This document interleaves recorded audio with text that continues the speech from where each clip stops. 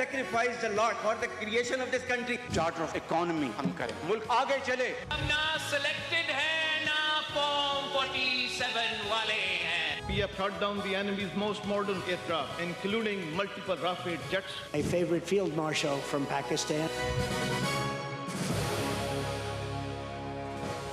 آپ دیکھ رہے ہیں خبروں، تبصروں اور تجزیات پر مبنی پاکستان کا سب سے معتبر نیوز شو آن مائی ریڈار کامران خان کے ساتھ. السلام علیکم، میں ہوں کامران خان. سندھ میں کرپشن کی وہ فائلز جن پر برسوں سے گرد جم رہی تھی اب ایک بار پھر نیب کی تحقیقات کے سامنے آ چکی ہے. کراچی کی قیمتی سرکاری زمینوں سے لے کر ہزاروں سرکاری نوکریوں اور اربوں روپے کے گڑبڑ گھوٹالوں کے کئی پرانے باب نیب نے ایک ساتھ دوبارہ کھول دیے ہیں. ایک بہت بڑی ڈیولپمنٹ ہے. نیب ایک بہت بڑا کریک ڈاؤن کا آغاز کر رہا ہے اور تحقیقات کے لیے نیب کراچی میں اس کے لیے ایک اسپیشل یونٹ بھی قائم کر دیا گیا ہے. سب سے بڑا معاملہ کراچی کی سرکاری زمینوں کا ہے. نیب نے محکمہ ریونیو سے 270 کیسز کا ریکارڈ طلب کیا ہے. ان میں 6000 ایکڑ سے زیادہ زمین کی مبینہ غیر قانونی الاٹمنٹ، ریگولرائزیشن اور ریکارڈ میں جعل سازی شامل ہے. 130 کیسز سندھ لینڈ کمیٹی کے ذریعے ریگولرائز کیے گئے ہیں اور 2665 ایکڑ زمین کے ہیں، جس کا بڑا حصہ کراچی کے مرکزی اور پوش علاقوں میں ہے. زیادہ تر 1993 سے 1996 کے دوران صرف 10 سے 20 روپے فی اسکوائر یارڈ کے حساب سے بعض افراد کو الاٹ ہوئی. تاہم مال مفت ہو تو دل بے رحم ہو ہی جاتا ہے. الزام ہے کہ کئی الاٹیز نے یہ رقم بھی ادا نہیں کی اور پھر بھی 2009 سے 2012 کے درمیان زمینیں ریگولرائز کر دی گئیں. نیب نے 2021 سے 2023 کے دوران سندھ میں چلنے والے سسٹم کے خاص افراد اور اداروں کو الاٹ کی گئی مزید 1107 ایکڑ زمین کا ریکارڈ بھی طلب کیا ہے. یہ معاملہ اس لیے بھی اہم ہے کہ سپریم کورٹ نے نومبر 2012 سے سندھ میں سرکاری زمینوں کی الاٹمنٹ اور منتقلی پر پابندی لگائی ہوئی تھی. تاہم سسٹم کے راستے میں سپریم کورٹ کی پابندی بھی نہیں آئی اور دھڑا دھڑ الاٹمنٹس ہوتی رہی. اسی طرح ضلع ملیر کی 2315 ایکڑ زمین کے 117 کھاتوں میں تبدیلیوں کا ریکارڈ بھی طلب کیا گیا ہے، جن میں جعل سازی کے ذریعے اربوں روپے کی سرکاری زمین ہتھیانے کے الزامات ہیں. معاملہ صرف زمینوں تک محدود نہیں. نیب نے سندھ کے مختلف بلدیاتی اداروں میں 13000 سے زائد مبینہ غیر قانونی بھرتیوں کا ریکارڈ بھی طلب کیا ہے.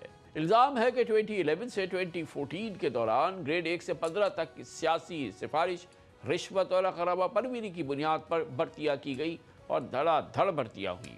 اس کے علاوہ کرپشن اور اختیارات کے ناجائز استعمال کے الزام کے تحت چلنے والے نیب 10 ریفرنسز بھی سندھ ہائی کورٹ کے حکم پر اب دوبارہ نیب اور احتساب عدالتوں میں واپس آ چکے ہیں. یہ بھی بہت بڑی ڈیولپمنٹ ہوئی ہے. یہ تمام ریفرنسز نیب آرڈیننس 2022 کے تحت پروونشل اینٹی کرپشن کو بھیجے گئے تھے. ان میں ان ریفرنسز میں کرپشن کی رقم 40 ارب روپے سے زائد بتائی گئی تھی. یعنی زمینوں سے سرکاری بھرتیوں اور بڑے نیب ریفرنسز تک سندھ میں برسوں پرانے معاملات اب دوبارہ حرکت میں ہیں. اب اصل اہمیت اس بات کی ہوگی کہ یہ فائل صرف انکوائری تک رہتی ہے یا واقعی کارروائی اور انجام تک پہنچتی ہے. ہمیں بتایا گیا ہے کہ یہ کریک ڈاؤن ایک فیصلہ کن موڑ پہ پہنچے گا اور فیصلے کر کے دم لے گا. کو تہس نہس کرنے کا جو وعدہ کیا گیا تھا اب وہ پورا ہوگا. اس موضوع پر بات کرتے ہیں. ہمارے ساتھ موجود ہیں ہمارے ممتاز انویسٹیگیٹو جرنلسٹ اختیار کھوکھر.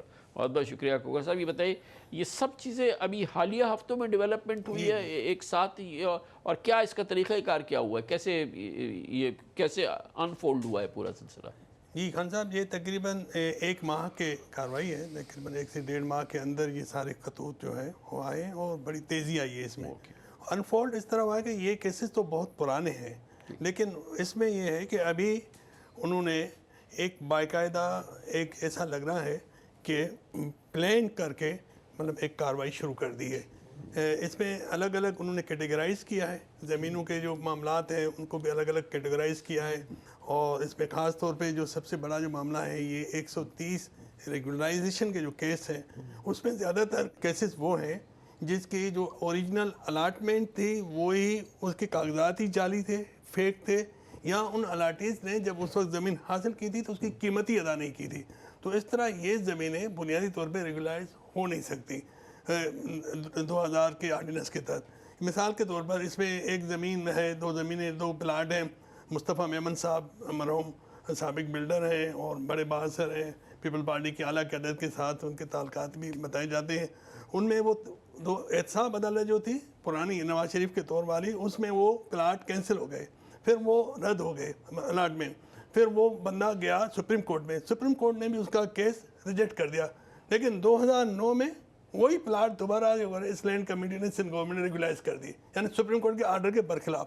اس طرح ایک دوسرا پلاٹ ہے ڈن شاہ انکل سیریا صاحب کا, سابق MP ہیں, وہ بھی پہلے یعنی کہ اس کی بنیادی الاٹمنٹ ٹھیک نہیں تھی, اس نے پیمنٹ نہیں کی تھی, ایک جگہ سے پھر دوسری جگہ پہ اس کو دیا گیا, پھر اس کے بعد پھر کورنگی انڈسٹریل ایریا میں دیا گیا, اس کو ٹرانسفر کیا گیا, پھر وہ کینسل ہوا 2015 میں, اور آج تک جو ہے نا وہ واپس نہیں ہوا. اس طرح جتنے بھی یہ پلاٹ ہیں یہ سمجھ گیا میں کہ یہ وہ کیسز ہیں جو کہ ظاہر ہے کہ اب سے کوئی 15 سال 10 سال 20 سال پرانی باتیں ہیں, لیکن جو ابھی حالیہ جو نیب ایکٹ میں ترمیم کر کے پورا کایا پلٹ دیا گیا, جو کیسز کے جو تازہ ترین کیسز تھے جس میں تمام ٹاپ لیڈرشپ جو ہے اس وقت کی سندھ کی اس میں وہ انوالو تھی, ان کیسز کیا وہ الٹیمیٹلی وہ ختم ہو گئے ہیں, وہ نہیں اٹھائے جا سکتے؟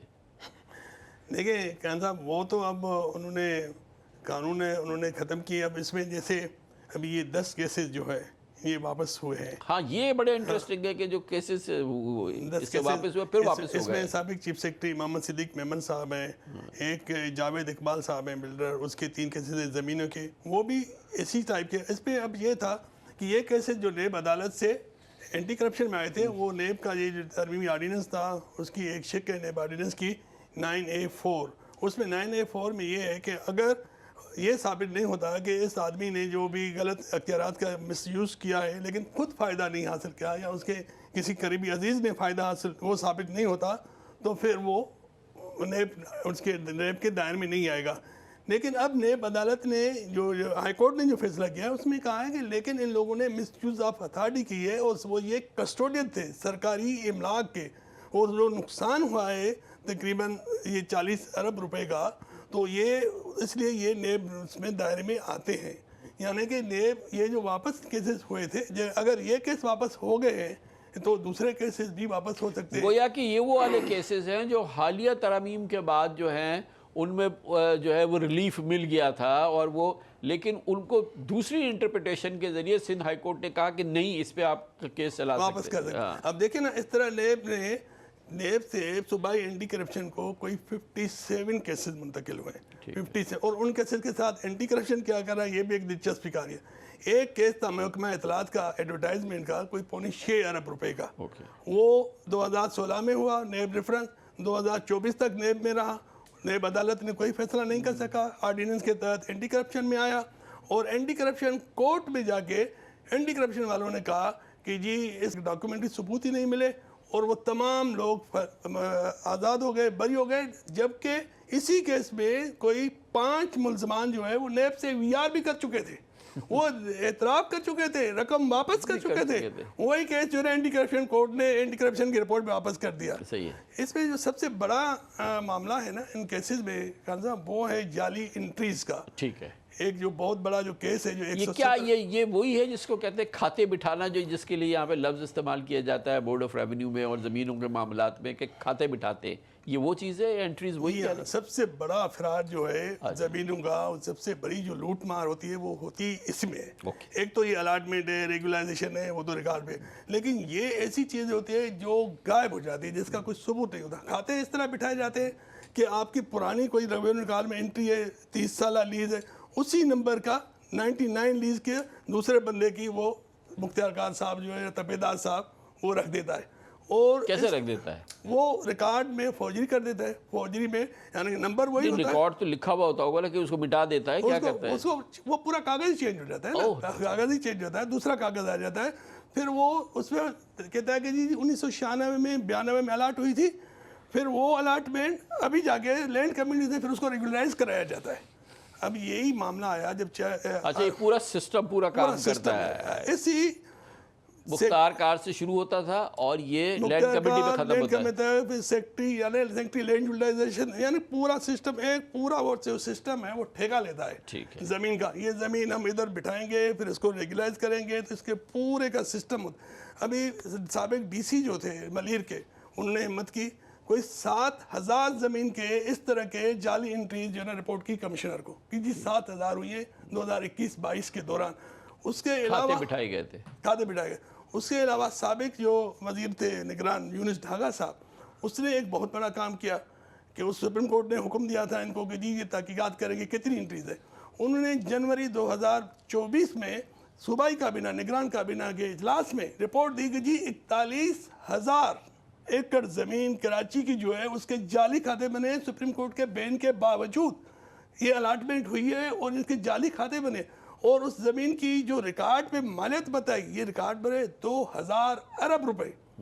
اور یہ رپورٹ اس کو کہا گیا senior member board of revenue کو کہ جی ان کے خلاف کارروائی کرے اور یہ ساری انٹریز کینسل کرے. وہ سارے کے سارے آرڈر وغیرہ سب جو ہے نا وہ غائب ہو گیا. اس پر کوئی بھی مطلب ابھی تک کارروائی کچھ نہیں. تو ایک پورا. اچھا، اب یہ جو نیب نے نوٹسز کیے ہیں اس میں کیا کہا گیا ہے؟ ان ڈپارٹمنٹ سے کیا کہا گیا ہے؟ انہوں نے لوگوں سے کہا ہے کہ آپ آ کے پیش ہو، یا ابھی فائلز مانگی ہیں، ریکارڈ مانگ رہا ہے، کیا ہو رہا ہے؟ ابھی تو شروعات میں تو انہوں نے جتنا آپ نے بتایا کہ جی ایک پوری ٹیمیں بنائی ہیں الگ کمیٹی میں. فی الحال تو انہوں نے ریکارڈ طلب کر رہے ہیں اور ان کی جو ٹیمز ہیں وہ کیس ٹو کیس جو ہے اس پہ تحقیقات کرے. اور اس وقت تک جو اطلاع ہے کہ کچھ افسران جو ہے وہ غائب ہیں.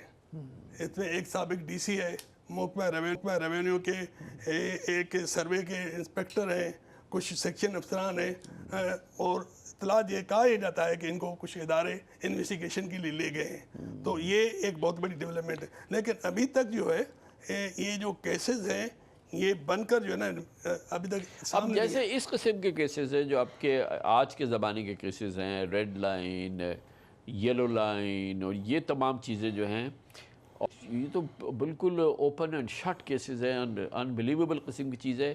اس کا ابھی نیب نے جو ہے وہ اس کی کاگنیزنس نہیں لی ہے ان قسم کے کیسز کے جو کہ ابھی حالیہ زمانے کے سارے کیسز ہیں. ان میں جو ہے نا ابھی تک ان کی تو انہوں نے نہیں لی. لیکن ایک کیس جو ہے وہ سولر پلیٹس کی خریداری کا اور سولر جو گھروں میں گورنمنٹ کو سولر دینے تھے اس میں جو فراڈ سامنے آیا، انحت ہوا کہ جی وہ کوئی 17 ارب روپے کا ٹھیکہ دیا گیا تھا. پھر وہ سولر کے پنکھے اور سولر پلیٹ آئی نہیں، خریدی نہیں گئی، اور اس میں کوئی 10 ارب روپے کا نقصان ہوا. تو وہ بھی انہوں نے سندھ گورنمنٹ نے اینٹی کرپشن کو بھیجا تھا. لیکن نیب نے کاگنیزیشن لے کر اور اس نے خود نوٹس لے کر وہ کیس اپنے پاس طلب کر لیا ہے. یہ ایک مثال ملتی ہے جو تازہ ترین ہے. باقی یہ سارے پرانے کیسز ہیں، پرانی زمینیں. اب ان زمینوں پہ کئی زمینوں پر تو ابھی لوگوں نے کنسٹرکشن ہو گئی، ایک آدمی سے دوسرے آدمی کو بیچ گئے. اب اس میں کس طرح وہ انویسٹیگیٹ کریں گے، کس طرح اسٹیبلش کریں گے، اور کس طرح یہ واگزار کرائیں گے زمینیں. یہ ایک بہت بڑا ٹاسک ہے. واگزار ہو نہ ہو لیکن کہ گلٹ تو ثابت ہو جائے، ملزم تو آئیڈینٹیفائی ہو جائے، اس کو وہ کرنے کی تو سزا مل جائے. وہ زمین جتنی واگزار ہو سکے وہ اتنی ہو سکے، اور جتنی نہیں ہو سکتی تو نہیں ہوگی. یہی تو ہو. لیکن خان صاحب دیکھیں، یہ اب 2009 کے 2012 کے کیسز ہیں. یہ جو بھرتیاں ہیں لوکل گورنمنٹ میں 2011 سے 2014 کے درمیان ہوئی ہیں، گریڈ 1 سے 15 کے درمیان. اب وہ اتنے سال ادارے، اگر اداروں کی طرف بھی تو سوال اٹھتا ہے نا، انگلی اٹھتی ہے کہ وہ اتنے سال اپنی کیا کر رہے ہیں. جب ایک کیس، یہ سارے کیسز تو اس وقت بھی اٹھائے گئے تھے، اس وقت بھی ان کے نوٹس میں تھا. 15 سال، 10 سال. یہ تو اداروں کے اس سے زیادہ سنگین کیسز تو خود سندھ پبلک سروس کمیشن کے خلاف چیزیں آئی ہیں. وہ سپریم کورٹ نے اس میں نوٹس لیا ہے. جتنی بےمانی اور میرٹ کا قتل سندھ پبلک سروس کمیشن میں ہوتا رہا ہے پچھلے زمانے میں، وہ تو اوپن اینڈ شٹ کیس ہے بالکل. دیکھیں نا، وہ تو اوپن اینڈ شٹ کیس ہے. اب وہ ان کے دائرے میں آتا ہے یا نہیں آتا، اس میں بھی اسٹیبلش کرنا. باقی جو ہے نا وہ تو سپریم کورٹ نے کئی انہوں نے ختم کر دیے ہیں، کئی امکانات واپس کیے ہیں. ابھی بھی احتجاج چل رہا ہے. ابھی بھی نوجوان جو ہیں وہ سب پبلک سروس کمیشن کے دفتر کے باہر آج بھی بیٹھے ہیں. آج بھی وہی ہے کہ جی وہی پبلک سروس کمیشن اتنے سالوں کے باوجود بھی اس میں کوئی بہتری نہیں آئی. میرٹ کا قتل عام جو ہے وہ آج بھی جاری ہے. تو مسئلہ یہ ہے کہ یہ سارے ادارے جو ہے نا یہ تبھی کام کریں گے جب ان پر نظر رکھنے والے ادارے صحیح طریقے سے ڈی پولیٹیسائز ہو کر کام کریں گے. پاکستان میں شاید غربت کی سب سے خوفناک تصویر کسی کچی آبادی، فٹ پاتھ یا بھوکے بچے کی نہیں، بلکہ پاکستانیوں کی کھانے کی پلیٹ میں نظر آ رہی ہے. اس پلیٹ میں دو پاکستانی ہیں، دو پاکستان ہیں جس کی ہم بات کر رہے ہیں. ایک میں دودھ، انڈے، گوشت، پھل اور سبزیاں ہیں، جبکہ دوسری پلیٹ میں صرف روٹی ہے. اقوام متحدہ کی state of food security and nutrition in the world 2026 کی رپورٹ ہے جو کہ پاکستانیوں کو ہلا دینے کے لیے کافی ہے. پاکستان کی ایک بہت تلخ حقیقت اس رپورٹ کے ذریعے سامنے آئی ہے. یونائٹڈ نیشنز کی اس رپورٹ کے مطابق ساؤتھ ایشیا میں سب سے سستی صحت مند خوراک پاکستان میں ہے، پھر بھی اسے خریدنے کی استطاعت رکھنے والے پاکستانی سب سے کم ہیں. گزشتہ سال 63% یعنی تقریباً 16 کروڑ 10 لاکھ پاکستانی ایک وقت کا معیاری کھانا بھی افورڈ نہیں کر سکتے تھے، یہ نیشنز کی رپورٹ نے کہا ہے. حیرت انگیز طور پہ یہ صورتحال اس وقت سامنے آئی جب دنیا میں بھوک مجموعی طور پہ کم ہو رہی ہے. 2022 میں دنیا کی 8.6% آبادی بھوک کا شکار تھی، جو 2024 میں 8.1 اور 2025 میں 7.8% رہ گئی ہے. ایشیا اور لیٹن امریکہ میں بہتری ہے، جبکہ افریقہ میں بھوک بڑھنے کا رجحان بھی رک گیا ہے.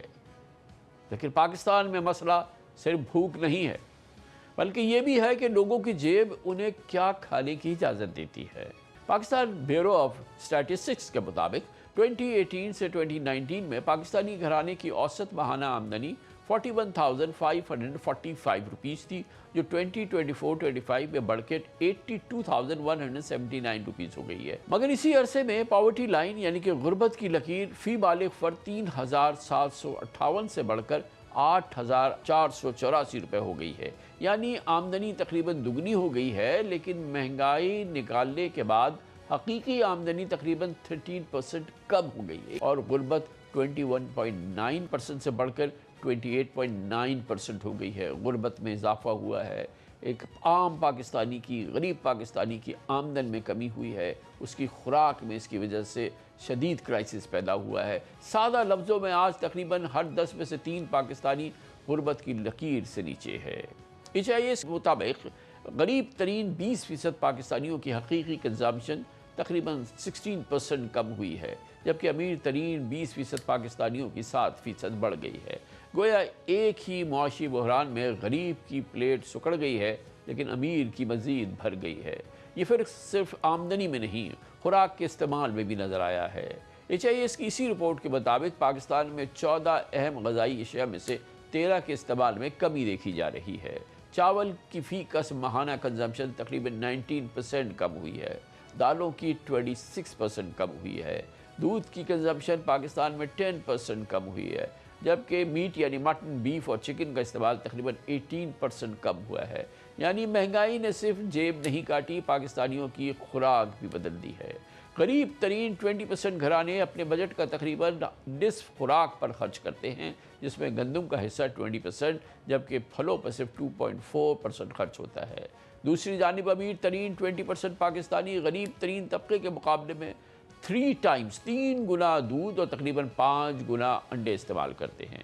یہ فرق صرف خوراک کا نہیں، آنے والی نسل کی صحت کا بھی ہے. پاکستان میں 5 سال سے کم عمر ہر 3 میں سے ایک بچہ اپنی عمر کے حساب سے گروتھ نہیں کر پاتا. تقریباً نصف خواتین خون کی کمی کا شکار ہیں، جبکہ ہر 4 میں سے ایک بالغ شخص موٹاپے کا شکار ہے. دوسری طرف خطرہ صرف غربت کی لکیر سے نیچے موجود لوگوں کا نہیں، ایک بڑا طبقہ اس لکیر سے ذرا اوپر ہے. بجلی کا بل بڑھ جائے، گھر میں کوئی بیمار ہو جائے یا روزگار متاثر ہو تو سب سے پہلے کھانے کی پلیٹ سکڑ جاتی ہے. یعنی کچن کا خرچہ کم کرنا پڑتا ہے. یعنی آج غریب نہ ہونے والا شخص بھی ایک معاشی جھٹکے کے بعد کل غریب ہو سکتا ہے. اسی لیے پاکستان کو فوڈ سیکیورٹی کی تعریف بدلنا ہوگی. دہائیوں سے ہم اسے گندم کی پیداوار اور آٹے کی قیمت سے ناپتے آئے ہیں، مگر آج اصل سوال یہ ہونا چاہیے کہ ایک پاکستانی کے پاس دال، دودھ، انڈا، سبزی، پھل، گوشت خریدنے کی استطاعت ہے یا نہیں؟ کیا حکومت نے کبھی اس بات کی تکلیف کی کہ وہ جانے کہ کیا ایک عام پاکستانی کی اپنی خوراک خریدنے کی استطاعت میں بہتری آئی ہے یا اس میں خدا نخواستہ کمی آئی ہے؟ حقیقت یہ ہے کہ قابل ذکر کمی ہے اور مسلسل بڑھتی جا رہی ہے، کیونکہ مسئلہ صرف غربت بڑھنے کا نہیں بلکہ اصل خطرہ یہ ہے کہ معاشی فرق کھانے کی پلیٹ کا فرق نہ بن جائے۔ ایسے دو پاکستان پروان نہ چڑھتے رہے جہاں امیر کی پلیٹ بھری ہوئی ہو اور غریب کے لیے صحت مند کھانا عیاشی بن چکا ہے۔ بہت ہی تلخ موضوع ہے، اس پہ بات کریں گے۔ ہمارے ساتھ موجود ہیں جناب عابد قیوم سلیحری، ایگزیکٹو ڈائریکٹر ہے ایس ٹی پی آئی کے، ممتاز تھنک ٹینک ہے، شمس الاسلام خان صاحب ہیں، ماہر ہیں فوڈ سیکیورٹی اور اجناس کے امور کے۔ بہت بہت شکریہ سلیحری صاحب۔ سب سے پہلے یہ فرمائیے گا، آئی اوپنر ہے یہ یونائٹڈ نیشنز کی جو رپورٹ ہے، آبویسلی یہ بہت ہی ایک اس میں آئی اوپنر ہے جیسے میں نے کہا، اور جو اس میں نمبرز ہے، اعداد و شمار ہیں اور جس قسم کا یہ ڈیٹا ہے، پہلے تو یہ فرمائیے گا کہ کیوں ہم کہیں کہ یہ ایک کریڈیبل رپورٹ ہے؟ اس کے چونکہ یہ جو ڈیٹا ہے یہ حکومت کا اپنا ڈیٹا ہے، یہ جو یونائٹڈ نیشن نے یہ رپورٹ بنائی ہے یہ house hold income expenditure survey پہ بیس کر کے یہ رپورٹ بنائی گئی ہے۔ اب اگر آپ اور اس کے ساتھ جو پاکستان پاورٹی اسیسمنٹ رپورٹ جو کہ پچھلے سال ریلیز ہوئی تھی اس کو بیس کر کے بنائی گئی ہے، اگر آپ ان دونوں رپورٹوں کو اٹھا کے دیکھیں تو پاکستان کے بارے میں دو چیزیں بڑی صاف نظر آ رہی ہیں۔ ایک یہ ہے کہ غربت میں اضافہ ہو رہا ہے، اور دوسرا یہ ہے کہ جو جینی کوفیشنٹ جو کہ امیر اور غریب کے درمیان تفریق ہے اس میں اضافہ ہوتا چلا جا رہا ہے۔ یعنی اگر کہیں پہ کچھ آمدنی بڑھی بھی ہے تو وہ آمدنی اس طرح سے بڑھ رہی ہے کہ اس سے امیر اور غریب کی تفریق جو ہے وہ بڑھتی چلی جا رہی ہے۔ انہی دو رپورٹوں کو اگر آپ سامنے رکھ کے آپ کو اگر جو گھرانوں کا جو ایکسپینڈیچر کو دیکھیں تو آپ کو نظر آتا ہے، ابھی تو آپ نے صرف خوراک کی بات کی، جب ہم مکان کا کرایہ، بجلی اور گیس اور پانی کے بل، جو آپ کے کھانے پینے کا جو اخراجات ہے وہ نکال لیں تو ایوریج پاکستانی جو ہے جو وہ تعلیم اور صحت پہ خرچ کر رہے ہیں وہ ملا کے 5% سے بھی کم ہے۔ یعنی آپ ان گھرانوں کی بات کر رہے ہیں یہاں پہ کہ 50% ان کا صرف خوراک کی تلاش میں لگ جاتا ہے، لیکن اگر وہ سارا یہ خوراک اور کرایہ اور یہ رینٹ اور جو آنے جانے کے جو اخراجات ہیں یہ پورے کر لیں تو جو ان کے لیے تعلیم اور صحت پہ بچتا ہے وہ مشکل سے 5% بنتا ہے ان کی ٹوٹل آمدنی کا۔ اب ظاہر ہے کہ جب آپ 5% جو ہے وہ صحت اور تعلیم پہ لگا رہے ہیں اور آپ جو ہے وہ غذا پہ بھی نہیں لگا رہے تو اس کا مطلب ہے کہ ایک وشیس سائیکل میں ہیں ہم، کہ ہمارے جو بچے جن کو کہ کل کو 15 سال بعد جو کہ اپنی پریکٹیکل لائف میں آ رہے ہیں ان کا ہم مستقبل سے کھیل رہے ہیں۔ اور اس ڈیٹا کی کریڈیبلٹی جیسا کہ میں نے آپ کو بتایا کہ یہ کسی نے باہر سے ڈیٹا جو ہے وہ آسمان سے نہیں اتارا، بلکہ یہ حکومت پاکستان کے اپنے نمبرز ہیں جو کہ پاکستان بیورو آف اسٹیٹسٹکس کی جو ہاؤس ہولڈ انکم سروے ہے اس کے ڈیٹا کے مطابق یہ رپورٹ جو ہے تیار ہوئی ہے۔ تو شمس صاحب یہ ایک بات بالکل واضح ہے کہ اشیاء خورد و نوش اور بیسک اشیاء خورد و نوش جن کا براہ راست تعلق انسانی صحت سے ہے ان کی قیمتیں اتنی بڑھ گئی ہیں کہ اس کے باوجود کہنے کو ایک عام آدمی کہہ سکتا ہے کہ ایک متوسط اور ایک لوور مڈل کلاس آدمی کہہ سکتا ہے کہ اس کی تنخواہ جو ہے وہ 2-5 سال کے مقابلے میں بڑھ گئی ہے، لیکن دراصل اس کی قوت خرید جو ہے وہ اتنی کم ہو گئی ہے کیونکہ ان اشیاء کی قیمتیں اتنی بڑھ گئی ہے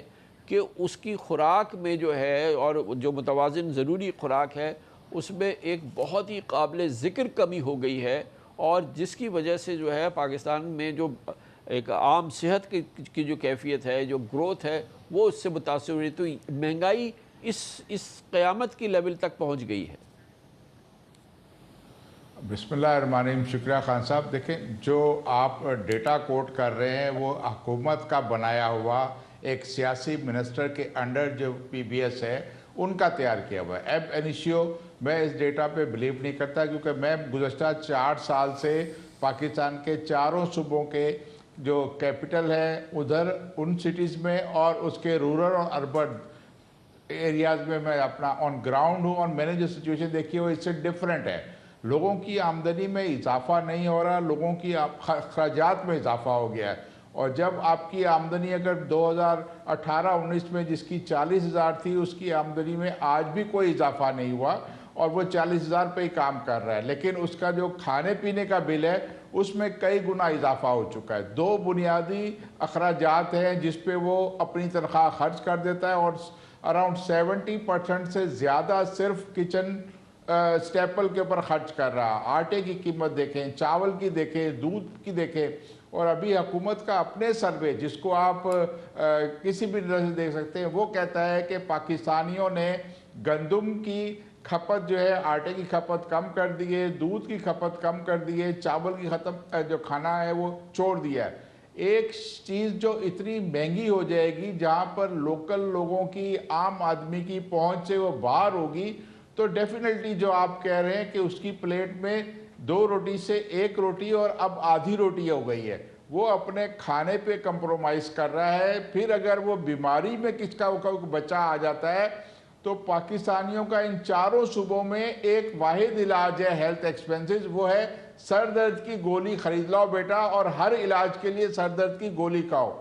ये जो खलीज बढ़ रही है। दूसरी तरफ अब जब हमारे सरकारी वुज़रा बड़ी कोट करते हैं कि बाज़ारों में, एटीज़ में बहुत रश है, रेस्टोरेंट भरे पड़े हैं, तो वो दूसरी क्लास है जिनके आगे जो खाने रखे हुए वो इतने महंगे हैं कि एक वक्त का खाना 2 आदमी 25,000 से ज़्यादा का बिल दे के उठता है। लेकिन एक दूसरा आदमी जो आम आदमी है, जो दिहाड़ीदार है, वो अब ढाबे में जाना भी नहीं गवारा कर सकता, उसको भी अफोर्ड नहीं कर सकता, जहाँ पे 250 रुपए का एक वक्त का खाना मिलता है। ये वो कैफियत है उस मुल्क की जो कि फूड सफिशेंट समझा जाता था। सबसे बड़ी बात तो ये थी कि जी कि ये हम फूड के मामले में सफिशेंट है, हमारे पास उसकी कमी नहीं है।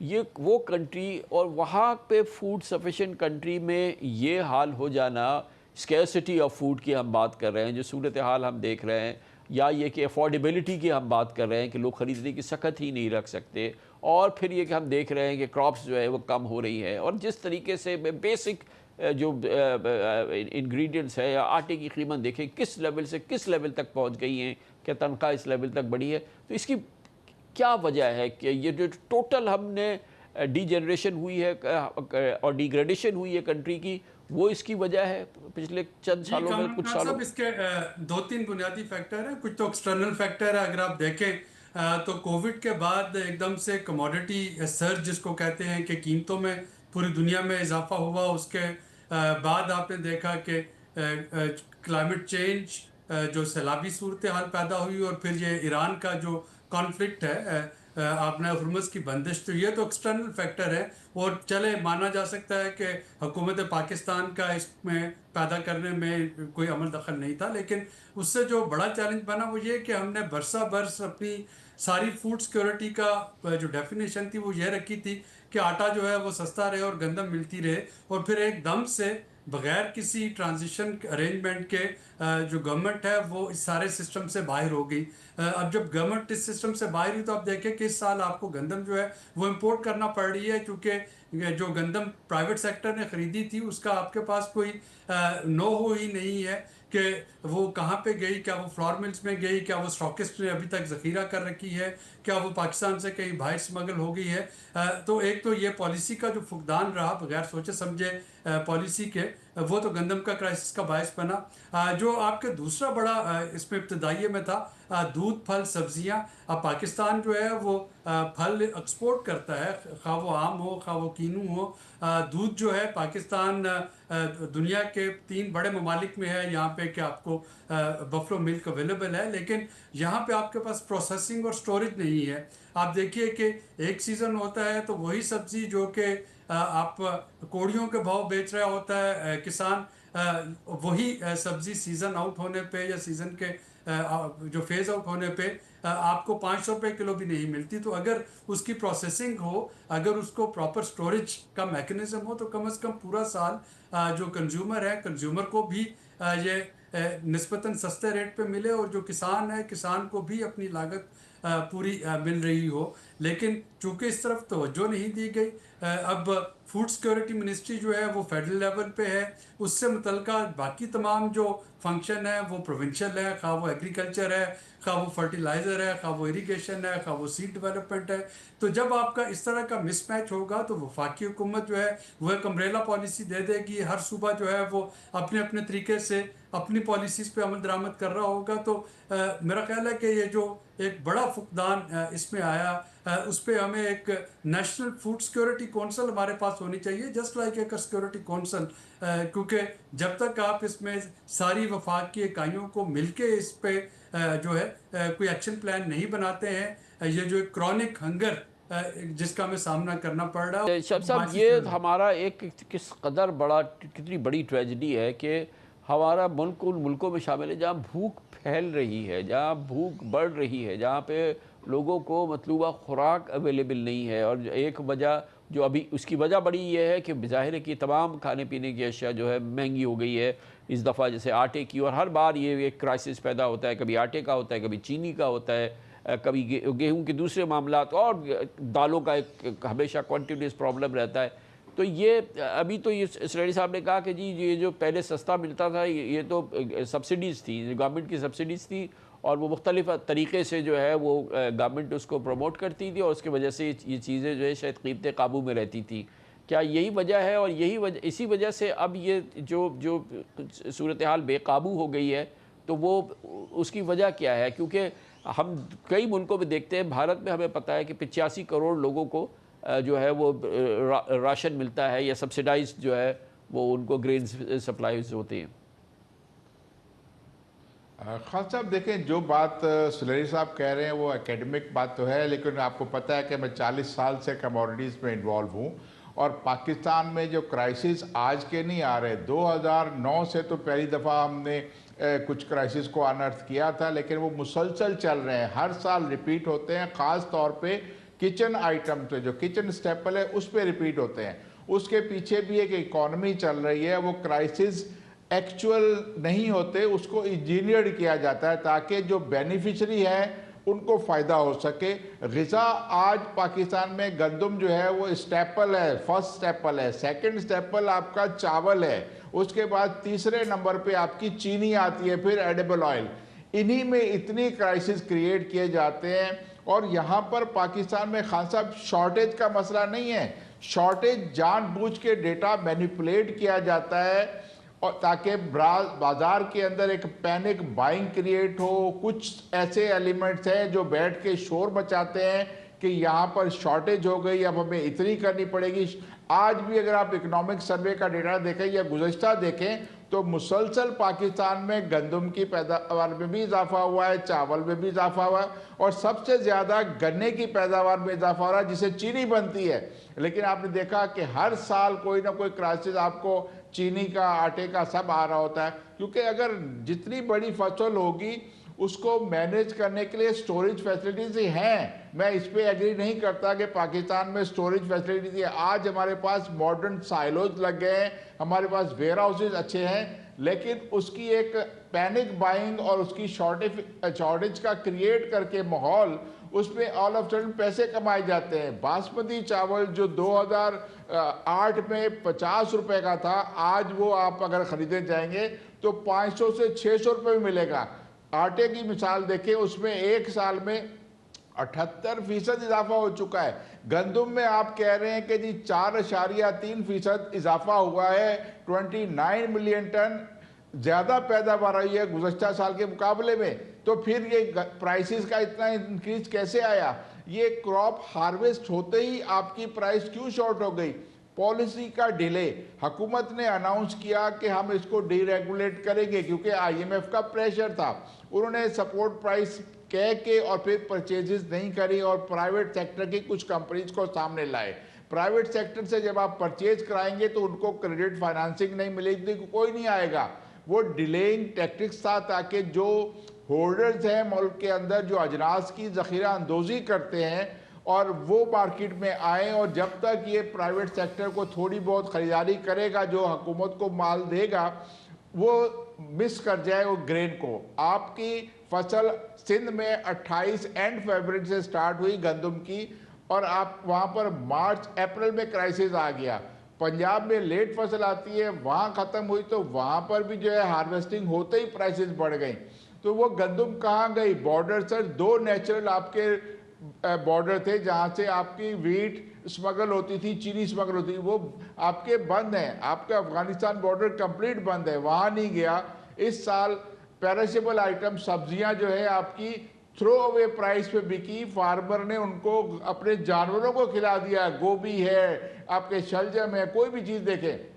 लेकिन आम आदमी को अगर गंदम आटा भी अगर नहीं मिल रहा, जो अब आपका अफगानिस्तान इंडिया से ले रहा है, ईरान गंदम इंडिया से ले रहा है, तो पाकिस्तान में जो वेयर हाउसेज भरे हुए हैं वो बड़े इन्फ्लुएंशियल लोगों के हैं। एक पूरा सेक्टर इसका बेनिफिशरी है, ऑर्गेनाइज सेक्टर जो अल्टीमेट ग्राइंडर है, उसके साथ ही जुड़ी हुई चेन है जो ज़ख़ीरा अंदोज़ी करती है।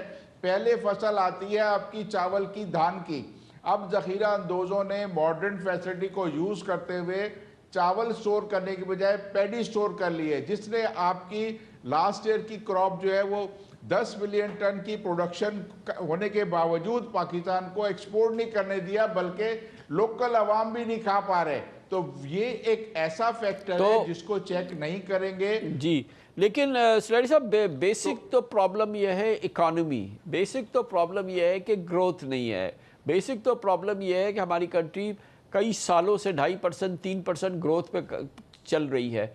लोगों के पास उनके पास रोज़गार नहीं है, उनके रोज़गार में ठोस इजाफा नहीं है। अभी तो पिछले कुछ अरसे से कुछ इन्फ्लेशन काबू में आई है, लेकिन ओवरऑल जो प्रॉब्लम है जिसको आपने फरमाया कि क्रॉनिक हंगर, जिसको कि यूनाइटेड नेशन कहता है कि 160 मिलियन पीपल इन पाकिस्तान ऐसे हैं जिनको कि प्रॉपर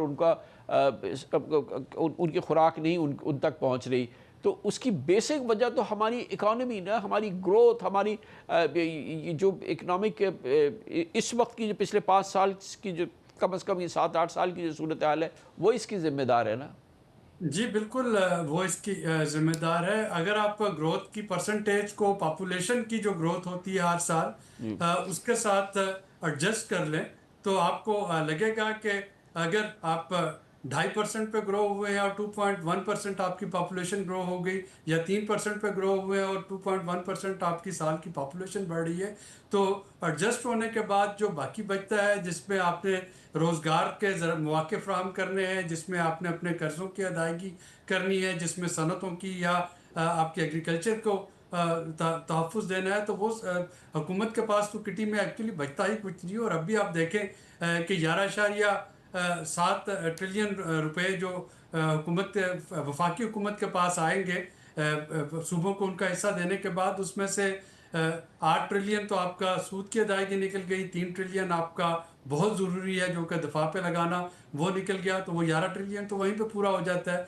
उसके बाद बाकी तमाम जो वफाकी हुकूमत के हैं वो तो सब कर्जे पे चलते हैं। ज़रूरत इस अमर की है कि वो जो सूबों को पैसे मिल रहे हैं, सूबों को इस अमर का पाबंद बनाया जाए कि वो प्रोविंशियल फाइनेंस कमीशन अवार्ड अपने दे और उस PFC के मुताबिक उनके डेवलपमेंट प्लान जो हैं वो बन रहे हों। उस PFC के मुताबिक वो जो अजला हैं उनको प्रायोरिटाइज़ करके, कुछ अजला ऐसे होंगे यहाँ पे कि सनत फ़रोग पा सकती है, कुछ अजला ऐसे होंगे जो कि किसी ख़ास फसल के लिए बड़े मौजू हैं, तो वहाँ पे अगर वो स्पेंडिंग की जाए तो फिर तो आप शायद अपनी जॉब जो है वो क्रिएट कर पाएँ। अदरवाइज़ जो मुझे सबसे बड़ा ख़तरा है, ये जो 16 करोड़ अवाम जो कि क्रॉनिक हंगर का शिकार है, यही UN की रिपोर्ट ये भी कहती है कि हमारे जो 30 साल से कम उम्र नौजवान हैं जो कि हमारी टोटल आबादी का 63% बना रहे हैं, उनका भी एक बड़ा हिस्सा जो है वो इसमें शामिल है। यानी अगर आप अपने नौजवानों को देखें तो अगर वो जो है वो हंगर का शिकार हैं, छोटे बच्चे जो होंगे वो तो मैल न्यूट्रिशन में आ जाएंगे, लेकिन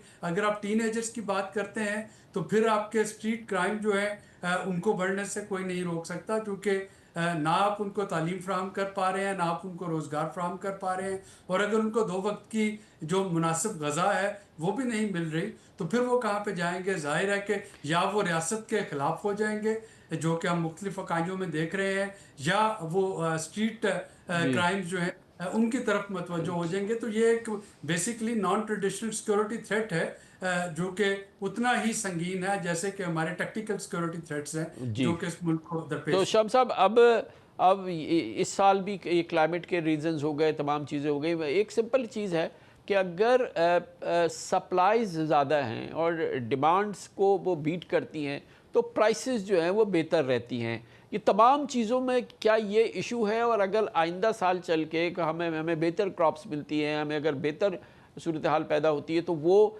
क्या हम सोच सकते हैं कि शायद आइंदा साल चल के हालात में बेहतरी हो, کیونکہ اب ہم دیکھ رہے ہیں کہ انفلیشن پہلے کے مقابلے میں تھوڑی سی کم ہے اور ویسے بھی ایکسچینج ریٹ بہتر ہے. تو کیا یہ جو پچھلے ہم نے 3-4 سال بہت ہی اس طرح کے دیکھے اور اس طرح کے نمبرز جو آج ہمارے پاس ہیں 16 کروڑ پاکستانیوں کے پاس مطلوبہ خوراک نہیں ہے, شاید آگے چل کے کچھ بہتری آ جائے اس میں اگر ہماری کراپس بہتر ہو جائیں اور ہماری پروڈکشن بہتر ہو جائے؟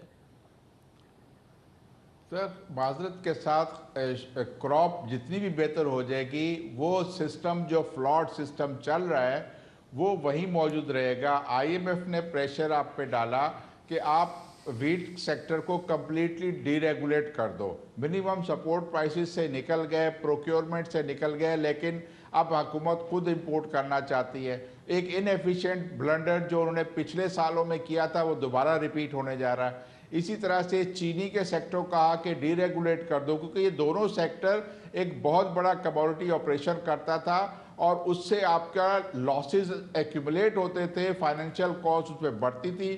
وہ اگر انٹیکٹ رہتا ہے تو پھر افورڈیبلٹی کا ایشو آتا ہے. لوگوں کو چیزیں سستی ملیں گی تب جب آپ اس کو لبرلائز کریں گے, ڈی ریگولیٹ کریں گے. حکومت آج دنیا میں اگر دیکھیں, تھائی لینڈ جیسا ملک جو چاول کے ریزروز رکھتا تھا, خرید کرتا تھا فارمر سے, وہ نکل گیا لاسز کر کے. اس وقت واحد دنیا کا ملک ہے جو انڈیا ہیویلی سبسیڈائز کرتا ہے ایگریکلچر کو اور اسٹاک رکھتا ہے تقریباً بہت ساری کراپس کے, لیکن وہ بھی ایک سنکنگ بورڈ بن چکا ہے. وہ سنکنگ شپ ہو رہا ہے کیونکہ ایک دفعہ آئے گا, وقت آئے گا کہ وہاں پر بھی سسٹم کولیپس کرے گا. ہمیں اپنے لوگوں سے, ممالک سے سیکھنا ہوگا. آپ اسٹریٹجک ریزروز رکھنا چاہتے ہو تو پرائیویٹ سیکٹر جو بینیفیشری ہوتا ہے گندم کا, چینی کا یا کسی اور کھانے کی چیز کا, اس کی انویسٹمنٹ میں کرائیں. اس کو کہتے ہیں اسمارٹ سٹاک پائلنگ, کہ حکومت کا 1 روپیہ نہیں لگا, صرف ویئر ہاؤس یوز ہوتے ہیں, رینٹل کے اوپر دیے جاتے ہیں. تو اگر کرائسس آتا ہے, اب نارمل پرائس انکریز ہوتا ہے, تو حکومت خرید کے واپس مارکیٹ کو فلڈ کر دے اور اس کی پرائس کریکشن ہو جائے. آج آپ کا ٹوٹل کنٹرول جو ہے وہ آڑتی سے لے کر بڑے فیوڈل لارڈز جو ایگریرین بیک گراؤنڈ کے پولیٹیشین ہیں وہ گندم اسٹاک کر کے بیٹھے ہیں. بہت شکریہ. عبد الاسلام صاحب ہمارے ساتھ تھے, عابد قیوم سلیری صاحب ہمارے ساتھ تھے. بہت ہی تلخ موضوع تھا. آج پاکستان میں یہ حقیقت ہے جو ہمیں یہ بھی جاننا چاہیے کہ غربت میں اضافہ ہوا ہے, غریب کی خوراک میں کمی ہوئی ہے, اور یہ ایک بہت ہی سنگین موضوع ہے, اور جس کو کہ ابھی ہمارے ایک ساتھی نے کہا کہ ایک کرونک ہنگر ہے جو پاکستان میں پھیلی ہے. 16 کروڑ پاکستانیوں کے پاس مطلوبہ 2 وقت کا کھانا نہیں ہے. اس کے ساتھ ہی ہمارے آج کے پروگرام کا اختتام ہوتا ہے. کامران خان کو اجازت. اللہ حافظ. اللہ سے.